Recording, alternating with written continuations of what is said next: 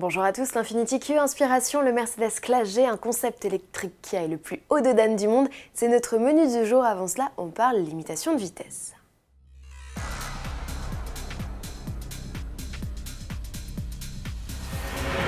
Réduction ou pas de la vitesse sur le réseau secondaire, nous serons fixés le 9 janvier. Matignon a avancé la date du prochain comité interministériel de sécurité routière, le premier depuis octobre 2015. Précédente réunion qui avait marqué le coup d'envoi de l'expérimentation. Il avait alors été décidé d'observer l'impact d'une diminution de la vitesse de 90 à 80 km/h.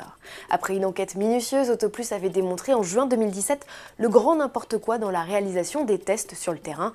Malgré tout, le Premier ministre Édouard Philippe, qui préside le CISR, s'est déjà dit favorable à la mesure. La décision finale laisse donc peu de place au doute. Place à présent à l'actualité du CES de Las Vegas. Le salon de l'électronique américain est devenu ces dernières années un terrain de jeu particulièrement prisé des constructeurs automobiles. Kia, par exemple, a choisi cet événement pour y dévoiler un inédit concept car 100% électrique qui inaugurera une inédite interface homme-machine et un système avancé de conduite autonome. Découvre-le le 8 janvier prochain. Quelques jours plus tard, tous les projecteurs seront braqués vers le Salon de Détroit, le premier gros rassemblement automobile du début d'année.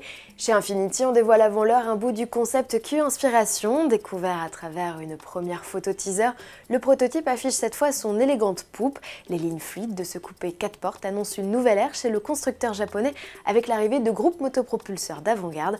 Le concept n'a ni pot d'échappement ni calandre, ce qui laisse à penser qu'il est électrique, à batterie ou à pile à combustible. Réponse dès le 15 janvier. Mercedes y sera en bonne place pour présenter son nouveau Classe G que nous réserve le constructeur à l'étoile pour son iconique et rustique baroudeur. Le mystère est enfin levé avec cette vidéo du nouveau modèle. Le Classe G va subir la transformation la plus profonde de sa carrière, tant sur le plan technique que stylistique, annonçait le constructeur. À première vue et malgré le camouflage, Mercedes ne s'est pas risqué à révolutionner son 4x4. Il a conservé l'ADN et tous les ingrédients qui ont fait sa renommée depuis 1979. D'ailleurs, la firme confirme qu'il repose toujours sur un châssis échelle.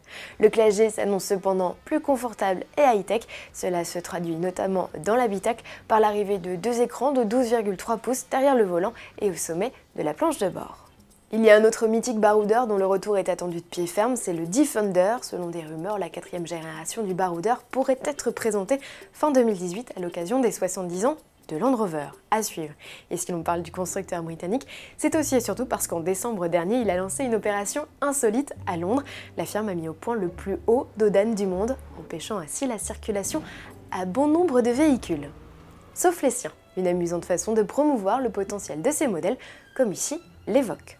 Pour finir, un mot de l'audience de Top Gear France. La 4e saison du divertissement automobile démarre sur les chapeaux de roue. 742 000 téléspectateurs se sont retrouvés devant RMC Découverte. Le programme signe ainsi la 3e meilleure audience des chaînes de la TNT. À demain.